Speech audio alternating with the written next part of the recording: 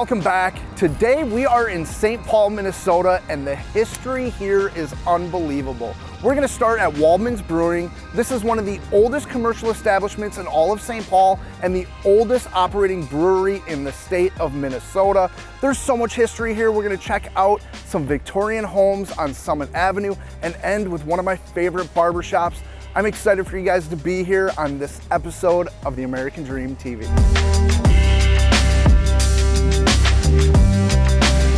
We are here with Tom Schroeder, the proprietor, owner of the oldest functioning brewery in the state of Minnesota.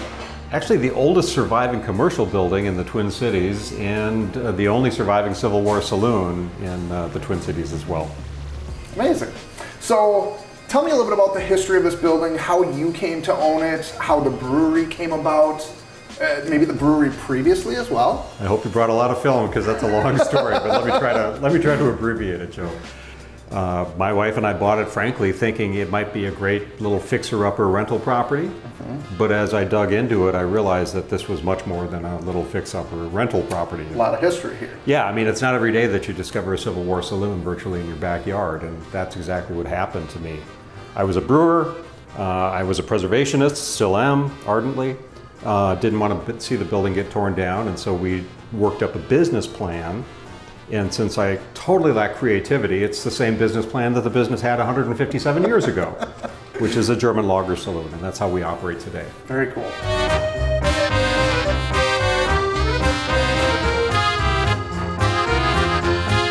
Prost. Prost.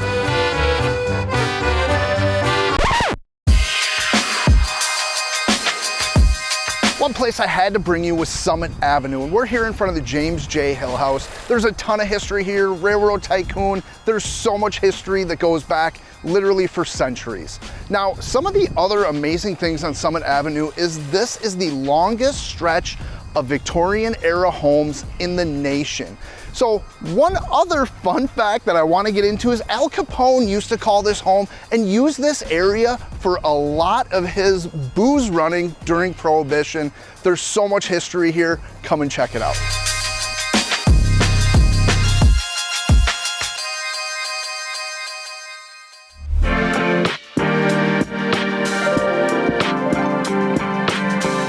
So selfishly, I'm in need of a haircut, so I thought I would stop by my good friend Patrick's at Elizabeth's Barbershop. This is one of the best barbershops in all of St. Paul. Patrick is kind of world famous as a barber. He would never admit that, but that's okay. Thanks, dude. Thanks for having me here today. Thanks for being here, bud. Yeah. Welcome. So tell me a little bit about the history of the shop. I'm Patrick Imholt. I born and raised in St. Paul, fourth generation St. Paul. I say that proudly. We started the build out of the barbershop during the lockdown in 2020. Kind of a crazy time to do it. Just had to take a leap of faith and luckily landed on our feet. I grew up right down the street from here, as did my mom and dad and grandparents, and I've been on this street my whole life, so it felt natural just to set up shop here. The shop's actually named after your mother, After right? my mother, which we kept secret from her. Yeah. That was probably the hardest part of the build out, was every couple days my mom, what are you gonna name it? What are you gonna name it? We knew the whole time, but we surprised her and put the name on the window, and it was awesome. So when you thought about opening the shop, what was like the concept you wanted to go with? Just a neighborhood barbershop, a real community barbershop. Change is constant. There's a lot of new, modern, fast stuff, and it was important to me to kind of keep something a little bit slower, a little bit more comfortable. We have no TVs in the barbershop. Talk to the guy next to you. St. Paul, small Paul, everyone knows everyone. So you come in here, have a good conversation, get an okay haircut, have some fun. I mean, it feels like taking a step back in history. It's a little bit slower of a vibe, which is something that I love about it. I mean, I won't go anywhere else to get my haircut, so I love it here.